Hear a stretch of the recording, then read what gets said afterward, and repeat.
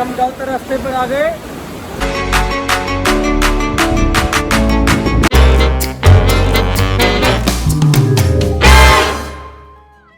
Hello दोस्तों, कैसे आप सब लोग। Welcome back to another travel blog. तो गाइस एक बार आप मेरे पीछे की बैकग्राउंड देखिए और आप गेस कीजिए मैं कहाँ पर आया हूँ घूमने।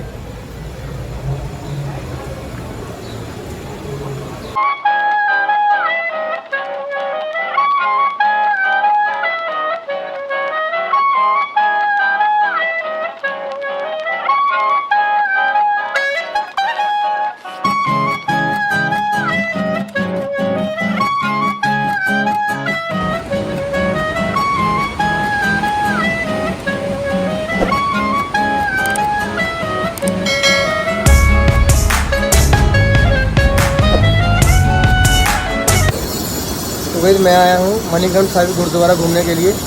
और दोस्तों में हमारा प्लान बिल्कुल एकदम से बना, मतलब रात को हमारा प्लान बना और सुबह हम यहाँ आ गए।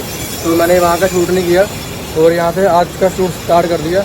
और जो जो यहाँ गुरुद्वारे में देखने को होगा मैं आपको सब दिखाऊँगा। तो गाइस मैं यहाँ पर आया हूँ सेकंड टाइम, और सेकंड टाइम गाइस मैं आया हूँ तो देखने में गाइस मुझे बहुत ज़्यादा चेंजेस लगा। यहाँ पे मेरे पीछे मार्केट है और ये मेरे पीछे गुरुद्वारा साहिब है, वो भी मैं आपको नीचे जाकर दिखाऊंगा। तो बहुत ज़्यादा चेंज आ चुका है गुरुद्वारे में। तो वही मैं आपको एक और चीज़ दिखाता हूँ, ये देखिए मेरे नीचे। तो वही ये है भगवान भोलेनाथ जी का मंदिर, तो आप देख पा रहे होंगे। और आपको एक और चीज़ दिखाता हूँ, सामने दोस्तों पार्वती नदी, और नीचे देखिए ये वो जगह है जहाँ पे पानी उबलता हुआ आता है। बाकी आप यहाँ का व्यू एंजॉय करिए, देखिए कैसी जगह है।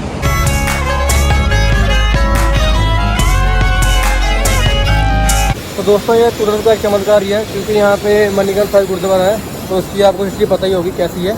तो अगर नहीं पता मैं आपको उसके बारे में आपको इसी हिस्ट्री में बता देता हूँ।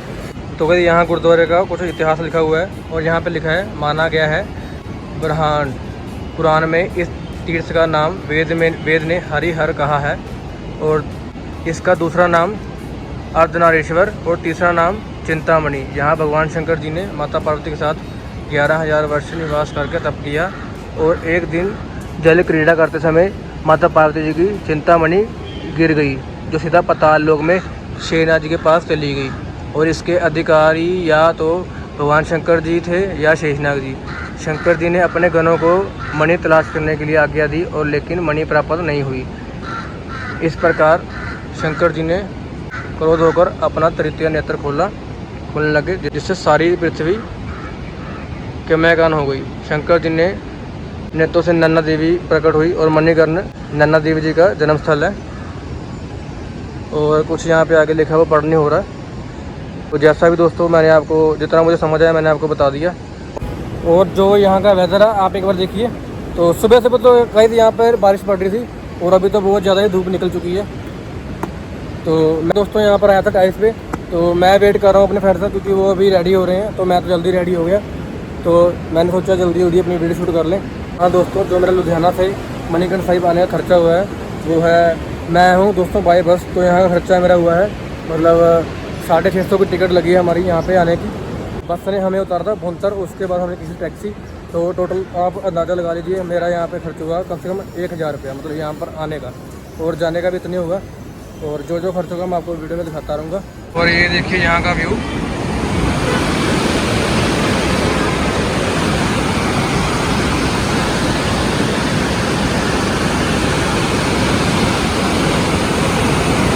मैं दोस्तों इस समय खड़ा हूँ बिल्कुल गुरुद्वारे के बिल्कुल टॉप फ्लोर के ऊपर। और ये सामने है दूसरा गुरुद्वारा, और ऊपर पार्किंग, और उसके साथ है गर्म पानी का सरोवर। और जो उसके सामने है वो कमरे बने हैं, कुछ रूम्स हैं अवेलेबल हैं। तो भाई यहाँ पे जो रूम्स हैं उनकी कोई कॉस्ट नहीं है, सभी फ्री रूम्स हैं। ये जितने भी रूम्स हैं आप देख पा रहे होंगे सभी फ्री हैं, उनका कोई कॉस्ट नहीं है। आप जब चाहें यहाँ पर जितना समय चाहें रह सकते हैं। और यहाँ पे लंगर की सुविधा भी बहुत अच्छे ढंग से उपलब्ध है।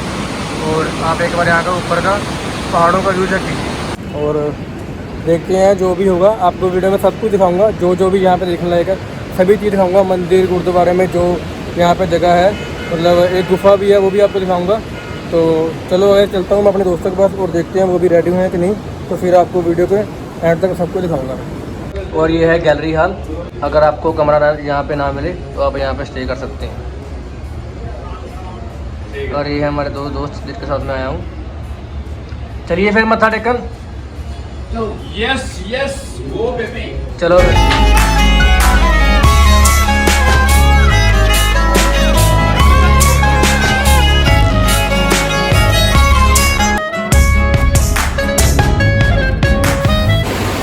तो फाइनली गाइस हमने गुरुद्वारे में दर्शन कर लिए हैं। और ये मेरे पीछे देखिए एक बार,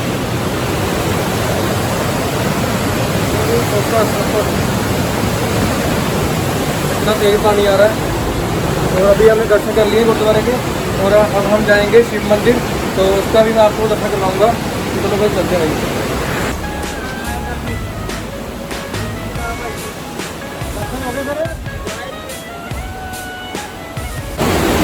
ये हम गलत रास्ते पर आ गए। चलो फिर।